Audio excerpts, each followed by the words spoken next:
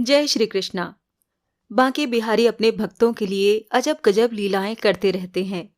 उन्हीं में से एक बहुत ही सुंदर और एकदम सत्य घटना है। एक बार जरूर सुनिएगा।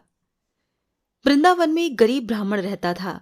वो बांके बिहारी से असीम प्यार करता था। वो बांके बिहारी का इतना दीवाना था कि सुबह शाम जब तक वो मंदिर ना जाए उसका किसी भी काम में मन नहीं लगता था। मंदिर में जब भी भंडारा होता तो वो प्रमुख रूप से भाग लेता और पूरे दिन भंडारे का काम संभालता। जब ब्राह्मण की बेटी बड़ी हो गई और उसकी शादी तय हो गई, तो जिस दिन ब्राह्मण की बेटी की शादी तय हुई थी उसी दिन ब्राह्मण का बांके बिहारी के मंदिर में भी ड्यूटी लग गई, भंडारे में। अब वो ब्राह्मण तो परेशान हो गया कि वो करे तो क्या करे। बेटी की शादी भी जरूरी थी और बांके बिहारी के काम के लिए तो वो कभी मना कर ही नहीं सकता था।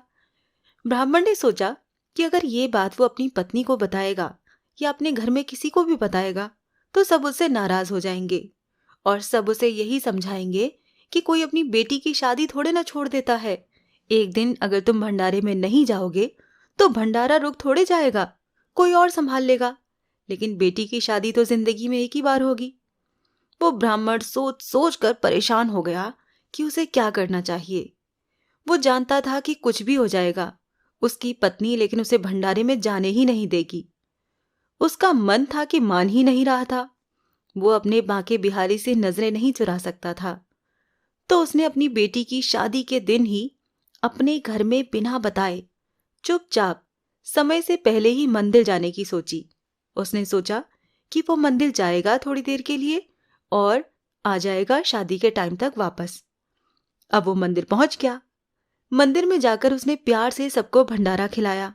वो घर में सबको बिना बताए पहुंचा था और शाम होते होते वो भंडारे में इतना बिजी हो गया कि उसे याद ही नहीं रहा कि उसकी बेटी की शादी है।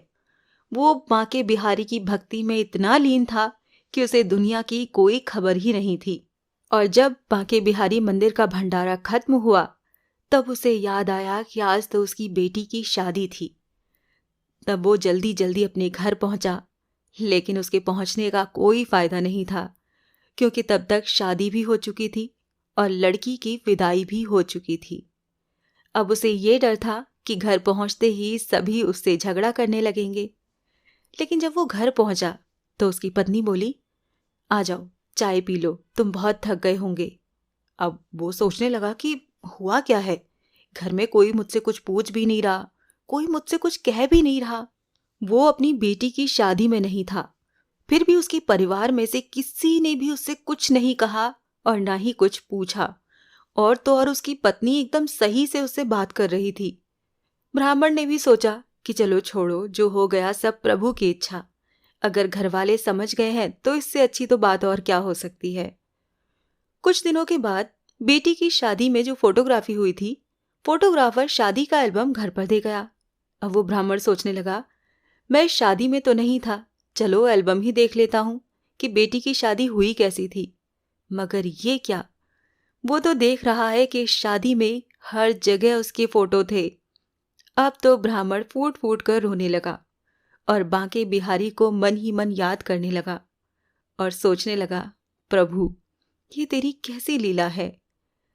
फिर वो बांके बिहारी के मंदिर गया और मंदिर में जाकर खूब रोया और बांके बिहारी से कहने लगा, चाहे कुछ भी हो जाए, अब तो मैं तुम्हारे मंदिर में रहकर ही तुम्हारी सेवा करूंगा।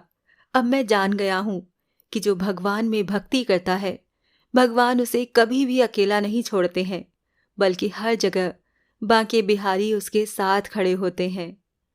इसीलिए हमें भी चाहिए कि हम भी ऐसा ही दृढ़ प्यार और विश्वास अपने भगवान और गुरु पर रखें। भगवान हमें कभी भी गलत नहीं होने देंगे। जय श्री कृष्णा।